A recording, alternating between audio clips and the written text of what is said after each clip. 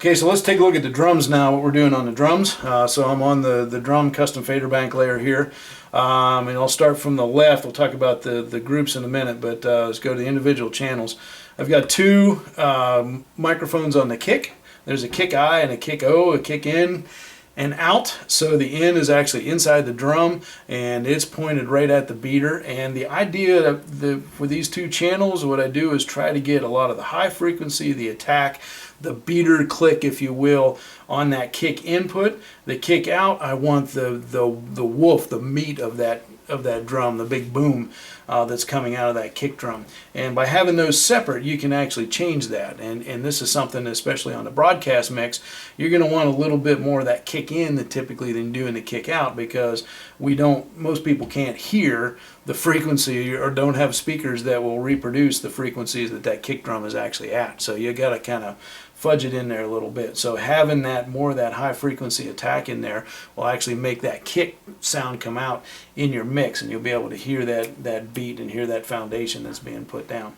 I'll go through these really quick and just show you what I've got here. So this is the EQ on the kick in. So you see the fundamental of that drum is about 50 hertz. So I leave that at about 50 hertz. Cut a lot of the low mids out, take them way out of there. So I don't want any of that muddy stuff that's going to get up in there and fight with my vocals and guitars and everything else. So I'm going to get rid of those and put a lot of that high frequency. So the high mids and the highs I'm really pushing up here. Again, I'm after that click, the beater.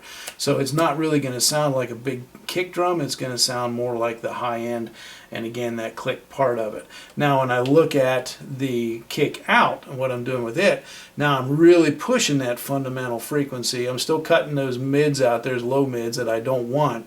And I'm not pushing, in fact, I'm taking those highs and the high mids out, because I'm not after that information in this mic. What I want is the bottom end, or the meat, or the beef, the punch of that drum, if you will.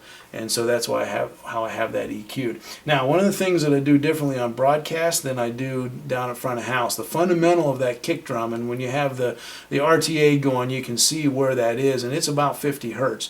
And that's a little bit low for most computer speakers and iPod ear whatever that people are listening to.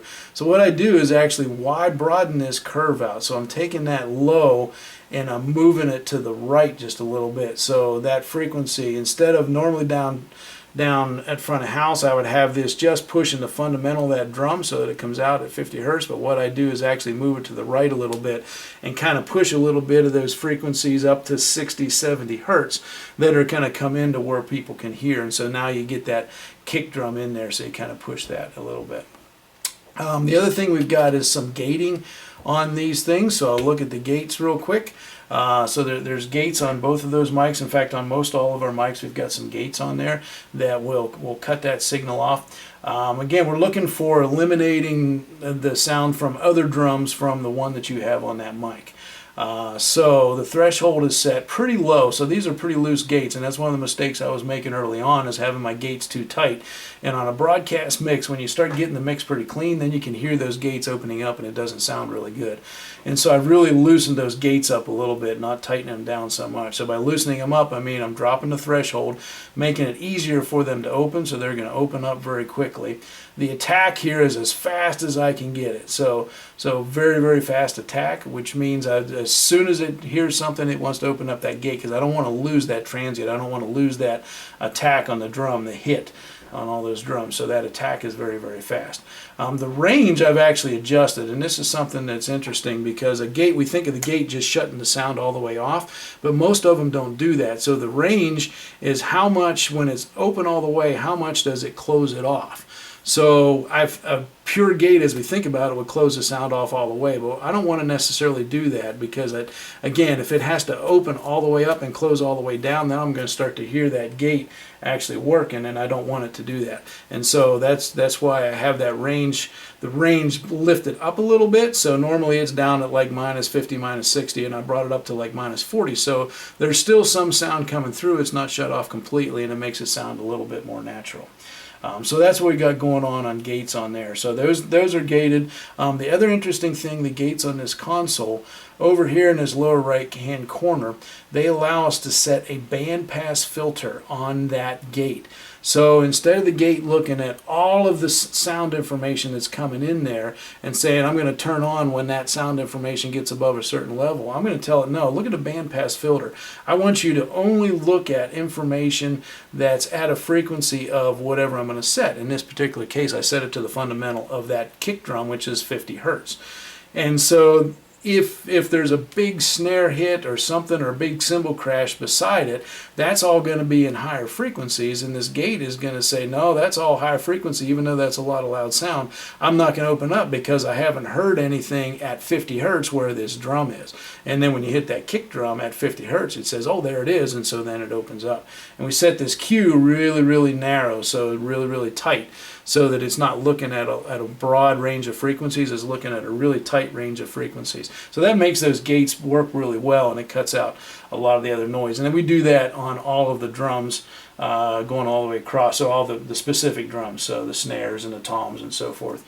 We've got them dialed in like that at their fundamental frequency. So that's what we got going on there. So that's the kicks. Let me talk about the toms because they're very similar. So again, I'm looking for the fundamental of that drum and trying to push that fundamental. On most of these drums, I'm pushing some frequencies around 4, 5, 6K, something in there, trying to get a little bit more of that attack of hitting that drum and so forth, and so you're getting some of that attack up in there.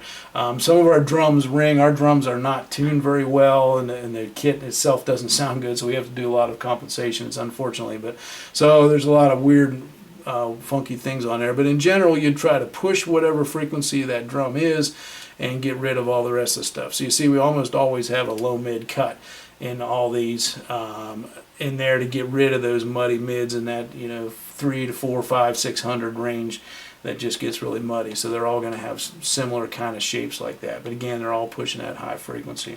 Now something else we do on the gates on the toms is that we are looking at shutting the toms ring too much. So again, they're not tuned very well, unfortunately.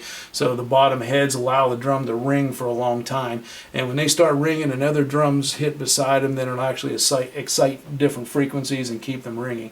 So we actually use those gates to shut it off. So I have, again, a pretty fast attack on those gates to allow the gate to open up. We hear the tom. I'm going to hold it for a short period of time. Here it's 2.3 milliseconds what we're doing. But then the decay is how quickly after that big attack, after I open the gate, how quickly do I close it off. So with this decay, we can actually control how long those drums ring.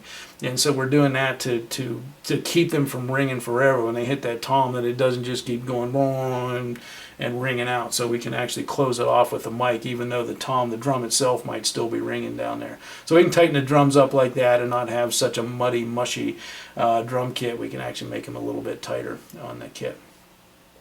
So that's what we're doing there with the gates on the kick and the snare, or the kicks and the toms.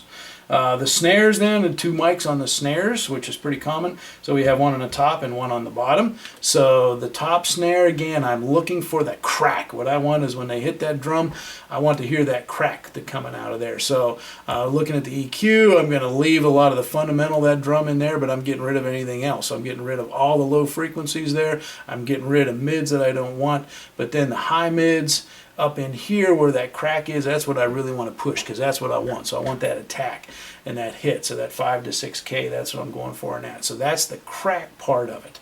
The snare bottom then, I'm going for the hissy stuff. So I'm going for the snares that are rattling on the bottom head of that snare drum. So I'm going to kind of do I'm going to get rid of the fundamentals of the drum. So I don't want to hear the drum in there. I want get rid of that hissy stuff. So I'm pulling all those lows out. But again, I'm still leaving those highs in there because that's what I want, that hissy stuff. And what that allows me to do then is blend them in. And depending on a song, sometimes I want kind of a mellow. I don't want that real hard crack. I want that snare to be out there to be driving, but it's more of a ballad, and so I'll put a little bit more of that snare sound in there. But some of the more heavier, rocky kind of songs, I want that crack in there, so I'll push that crack a little bit more so you really hit that. And like some of the people say online, you want to feel that in your teeth. You want to feel that snare in your teeth, so that's where you get that top there to feel that. So that's what I'm doing on the snares, within the snare mics. Overhead mics, and these, and I've gone back and forth in philosophy on these for a while. I was looking at these overhead mics as a kit mic, where I would try to mic the whole kit and get a picture of the whole kit and then listen to it and say, what do I need? Do I need more of the kick drum? Do I need more of the toms or whatever, and supplement it in? And there's really two schools of thoughts on it. There's some people that do it that way. There's other people that look at those overhead mics as just cymbal mics. And I've kind of migrated more back into using them as cymbal mics. So you see my EQ, I've got my high pass filter really high. So I'm going way up here to 400, something like that for my high pass filter. So right now it's sitting at 315. So I'm just getting rid of all the drums. I don't want any of the skin drums in there. I'm just looking for the cymbal. I'm looking for the shimmery stuff on that, and so that's what I'm going for up there. So a lot of high frequencies on there. Now the mics, as you look at them, we have them left and right as we look at them from the house. So the left side is over the left of the, as you look at the drum kit, that's your ride, and some of the crash cymbals over on the right, it'll actually pick up some of those floor toms. So when you're getting this crash cymbal and the drummer's got his right hand going on that, or on that ride cymbal, you want to make sure that that's coming through the left. That's where you hear that. On the right hand side, I have this mic out from the kit, actually pointing in at the snare with the hat kind of in between the mic and the snare, and what that allows me to do is pick up the hi-hat on that overhead, and in that way we really don't need a separate mic for that hat, because we can pick up a lot of that hi-hat, enough of that hi-hat in that overhead right. And so that's kind of what you're thinking on those overheads. You know, your crashes are going to come through no matter what because they're big, but you want to watch for that ride. If they're kind of hitting that beat on the ride cymbal with the drummer's right hand, make sure that's coming through enough on the overhead left, and on the right make sure that hi-hat is coming through when you need it over there on that right hand side. So that's what I'm looking at there for those drum mics. Now let's talk about what I'm doing with the groups over here. So I actually have these drums going into two different mixes. So one mix is just a regular drum mix. So if I look at the mix, and these are stereo, they're set up as stereo mixes up here. So I have mix 1 and 2 as a left-right pair, and my drums left and right are going, all the drums are going into that. And so that's just kind of it's a unity, everything gets mapped into that. The second mix is a smash mix, and so this I'm going to compress the heck out of it. And so the only thing I've got going into this mix are the skin drums. So the toms, the snare, the kick. So no cymbal mics, the overhead mics are not going into that. And what this allows me to do, because I compress that down, allows me to take those skin drums, those hits and everything, and I can compress it and make it really tight. In and of itself, it doesn't sound really good, but when I blend that in with that regular drum mix, now you get a lot of that punch, a lot of that beef, a lot of that body in the drum kit, and it really fills the drum kit out and makes it solid. And because it's a smash, it actually gives you a pretty consistent level of sound as well, because I'm compressing the heck out of it. It doesn't change dynamically, it takes all the dynamic range out of it, but that can be a good thing, because then you're not chasing faders if the drummer gets hot or doesn't get hot. So that kind of gives you that solid part of the drum. The regular drum mix then will give you a lot of the color and the dynamics of it, and the hits and the attacks and stuff like that are going to come out on that. And so those, you just have to blend them and play with them a while to see how much you want of both of those. And you know, I'll change it on certain songs. Again, some of the more ballady songs where I want just kind of the shimmery stuff out there, I'll take that drum smash out a little bit and just leave the main drum mix in. And then if I want, you know, big rock song, I want that thing to be solid, I want it to really punch and hit you in the liver, then that's what I'm going to do with that smash mix and bring that smash mix in. So it's what I use those two mixes for. There. One other thing I'll talk about is the effects. So I do have some drum effects, and it's basically just a reverb that I've put on there, nothing real fancy. A lot of people use two of those. I just use one. That's something that you can probably learn and get a little bit better sound and work with it if you want to. But again, this drum mix, and I do change what goes into that drum mix. So if you go to the drum effects, and again, this is a pan mix, use your sends on fader over here. So your drum effects left and right is 11 and 12. So if I go to 11 and push that button twice, you see the console goes into sends on fader mode. The green light is blinking up here. It's lit up funny down here. And now I can see what is going into my effects send, what's going out to the effects. So I've got a lot of kick, a lot of snare going in there because I want that snare to ring. So a little bit less of the toms, and then even less even of the overhead mic. So not so much of that shimmery. I don't want that thing just ringing high frequency and just kind of getting muddy up in the high end. But I want that snare when I hit it to kind of get that feeling that it's in a room, that it'll ring a little bit and linger a little bit.